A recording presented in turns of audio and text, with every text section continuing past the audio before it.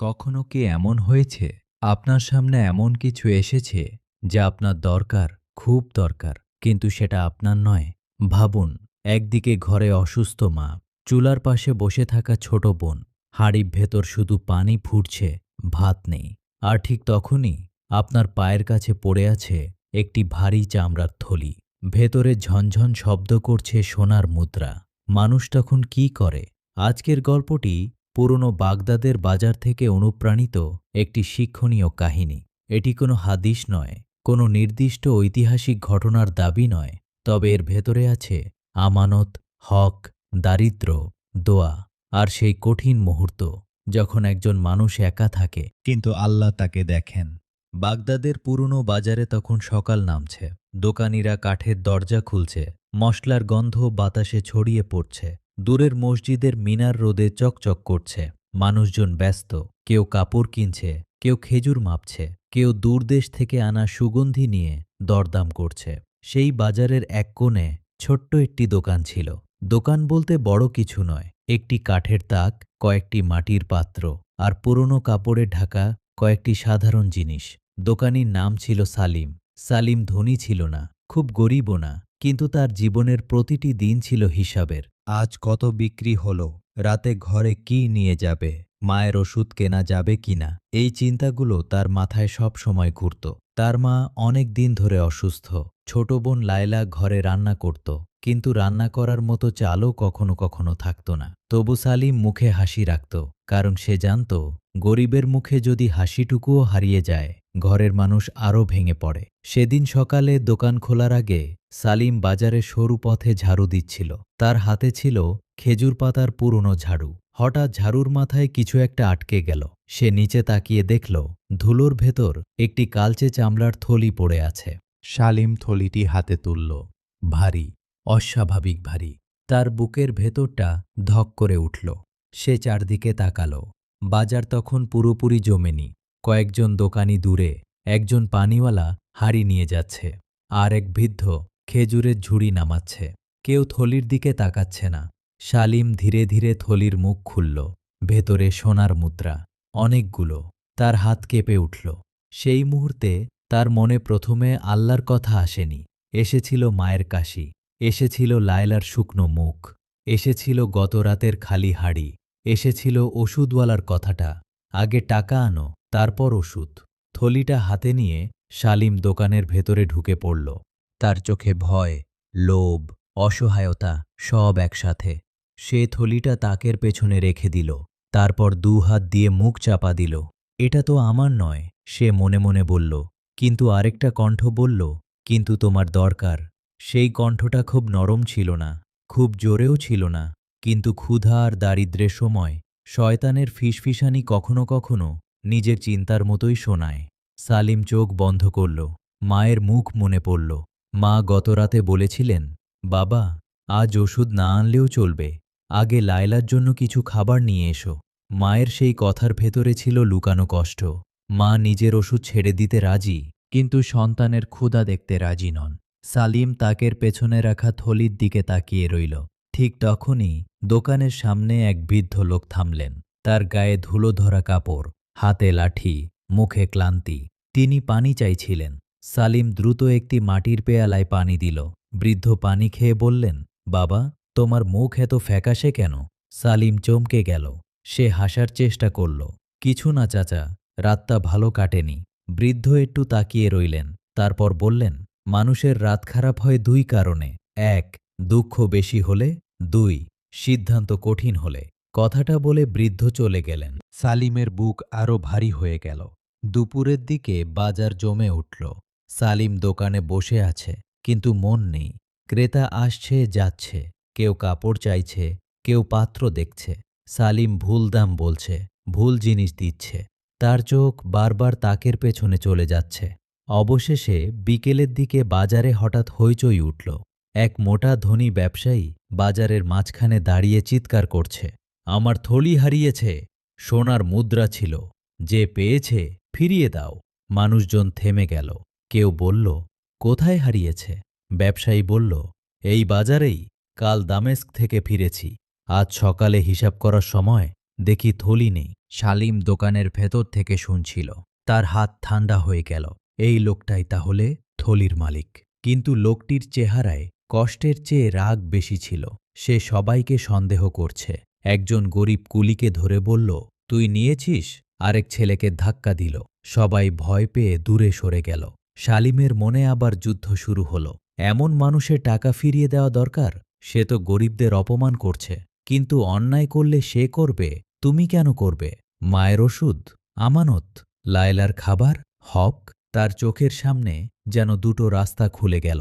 এক রাস্তা সহজ, থলি রেখে দাও, কেউ জানে না, মায়ের ওষুধ হবে, ঘরে খাবার যাবে। আরেক রাস্তা কঠিন, ফিরিয়ে দাও, খালি হাতে ঘরে ফিরো, কিন্তু বুকটা হালকা থাকবে।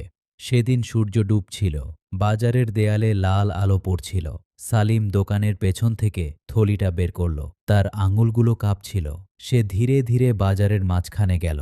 ধনী ব্যবসায়ী এখনও চিৎকার করছে। সালিম সামনে দাঁড়িয়ে বলল, এই থলিটা কি আপনার? ব্যবসায়ী থলি দেখে ছুটে এলো। সে থলি কেড়ে নিয়ে দ্রুত মুদ্রা গুনতে লাগল। সবাই তাকিয়ে আছে। মুদ্রা গুনে ব্যবসায়ীর মুখ বদলে গেল, যেন স্বস্তি পেল, কিন্তু মুখে কৃতজ্ঞতা নেই। সে সালিমের দিকে তাকিয়ে বলল, তুমি কোথায় পেলে? সালিম বলল, আমার দোকানের সামনে ধুলোর মধ্যে পড়েছিল। ব্যবসায়ী কপাল কুঁচকে বলল, সব মুদ্রা আছে তো? এই কথাটা শুনে বাজার নিস্তব্ধ হয়ে গেল।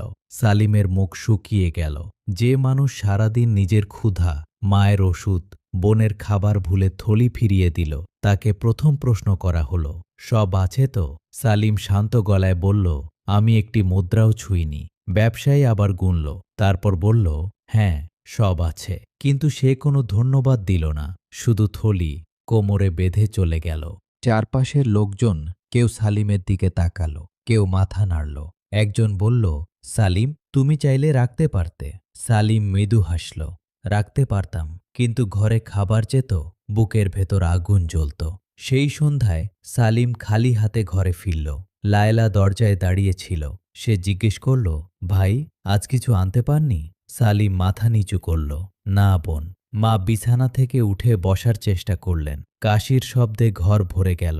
সালিম মায়ের কাছে বসে সব বলল, চামড়ার থলি, সোনার মুদ্রা, ধনী ব্যবসায়ী, তার সন্দেহ, সব। কথা শেষ হলে ঘরে নীরবতা নেমে এলো। লায়লার চোখ ভিজে গেল। সে হয়তো ভাবছিল, ওই মুদ্রা থাকলে আজ ভাত হতো, মায়ের ওষুধ হতো। কিন্তু মা সালিমের হাত ধরে বললেন, বাবা, আজ আমাদের হাড়ি খালি, কিন্তু তোর আমানত খালি হয়নি। সালিমের চোখে পানি চলে এলো। মা কাপা হাতে দোয়া করলেন, হে আল্লাহ, আমার ছেলেকে হালাল পথে রাখুন, তার রিজিকে বরকত দিন, তার বুকের এই সততা যেন কখনো হারিয়ে না যায়। সেদিন রাতে তারা অল্প শুকনো রুটি ভাগ করে খেল।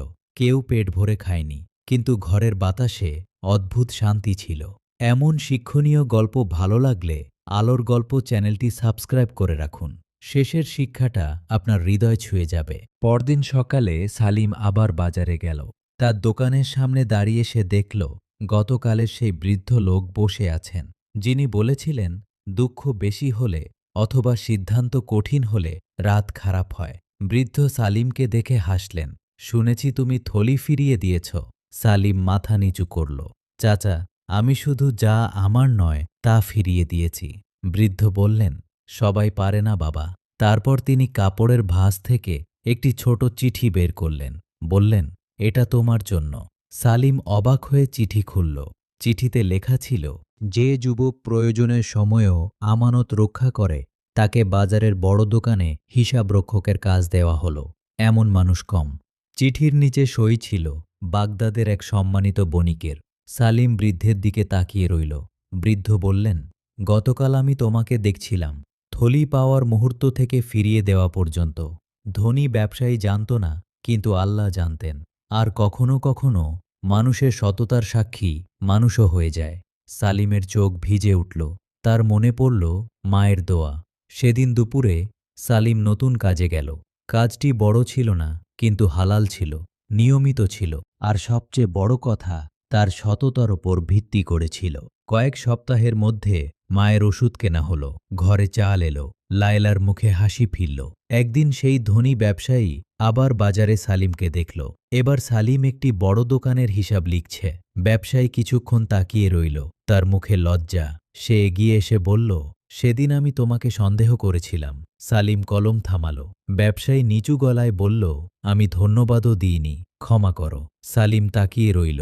তার মনে সেদিনের অপমান ফিরে এলো। কিন্তু তারপর মায়ের কথা মনে পড়ল। হালাল পথে থাকলে বুক হালকা থাকে। সে বলল, আমি আপনাকে ক্ষমা করেছি, তবে একটা কথা মনে রাখবেন, গরিব মানুষ চোর নয়। কখনো কখনো গরিবের ঘর খালি থাকে, কিন্তু তার ঈমান ধনীর ঘরের চেয়েও ভরা থাকে। ব্যবসায়ী মাথা নিচু করল, কিছু বলল না। সেদিন সন্ধ্যায় সালিম বাড়ি ফিরে মায়ের পাশে বসেছিল। জানলা দিয়ে বাগদাদের আকাশ দেখা যাচ্ছিল। লায়লা চুলার পাশে ভাত নামাচ্ছিল। হাঁড়ি থেকে ধোঁয়া উঠছিল। ঘরে খাবারের গন্ধ, শান্তির বাতাস। মা ধীরে বললেন, দেখলি বাবা, আল্লাহ কাউকে ভুলে যান না। সালিম মায়ের হাতে চুমু খেল। মা, সেদিন যদি আমি থলিটা রেখে দিতাম, হয়তো এক রাতের ক্ষুধা মিটত, কিন্তু আজীবনের শান্তি হারিয়ে ফেলতাম। এই গল্প আমাদের মনে করিয়ে দেয়, হারানো জিনিস পেলে সেটা শুধু একটি বস্তু নয়, সেটা আমাদের চরিত্রের পরীক্ষা। আমানত রক্ষা করা কখনো কখনো খুব কঠিন, বিশেষ করে যখন নিজের ঘরেই অভাব থাকে। কিন্তু হালাল পথে থাকা মানুষ প্রথমে কষ্ট পেতে পারে, অপমানও পেতে পারে, তবু তার বুকের ভেতর যে শান্তি থাকে তা সোনার মুদ্রা দিয়ে কেনা যায় না। আপনার জীবনেও যদি কখনো এমন কোনো সিদ্ধান্তের মুহূর্ত আসে, মনে রাখবেন, মানুষ না দেখলেও আল্লাহ দেখেন। আর যার অন্তর আমানতের ওপর দাঁড়িয়ে থাকে, তার রিজিক দেরিতে আসতে পারে, কিন্তু অপমানিত হয়ে আসে না। আপনার যদি এই গল্প থেকে কোনো শিক্ষা মনে লাগে, কমেন্টে লিখুন, আল্লাহ আমাকে আমানতদার রাখুন। এমন হৃদয় ছোঁয়া ইসলামিক শিক্ষণীয় গল্প নিয়মিত শুনতে আলোর গল্প চ্যানেলটি সাবস্ক্রাইব করে রাখুন। আল্লাহ আমাদের সবাইকে অন্যের হক থেকে বাঁচার, হালাল রিজিকে সন্তুষ্ট থাকার আর সত্যের পথে অটল থাকার তাওফিক দিন। আবার দেখা হবে আলোর গল্পে।